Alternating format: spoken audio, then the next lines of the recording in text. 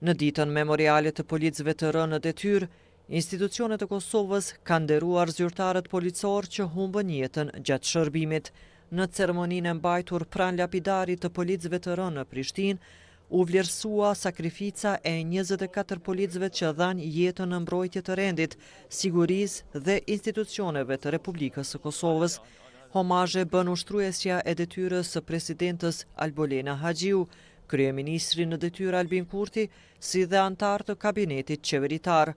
Pas ceremonisë, Haxhiu tha se policët e rënë në detyrë mbeten simboli përkushtimit ndaj shtetit dhe qytetarëve të Kosovës. Ajo veçoi edhe figurat e Enver Zymerit dhe Afrim Bunjakut, duke theksuar se ata ranë në mbrojtje të sovranitetit, integritetit territorial dhe rendit kushtetues të vendit. Sot kujtojmë se liria, siguria dhe sovraniteti i shtetit tonë u ngritën edhe mbi sakrificën e policëve të rënë në detyrë, të cilët dhanë gjithçka, edhe jetën e tyre, për Kosovën dhe qytetarët e Republikës tonë. Kryeministri në detyrë Albin Kurti ka deklaruar se vendi është më i sigurt se më parë dhe se institucionet e sigurisë kanë treguar qëndrueshmëri përballë sfidave të vazhdueshme.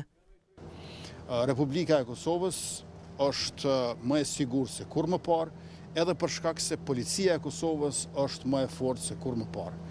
Në kuadër të kësaj force të gjithëmbarshme, e cila është e përbërë prej 10.000 pjesëtarëve, kontribuojnë që në Kosovë të sundoj ligji, të ketë paqe e qetësi, të ketë të drejta e siguri për të gjithë qytetarët njësoj dhe duke përfshirë të gjitha komunitetet.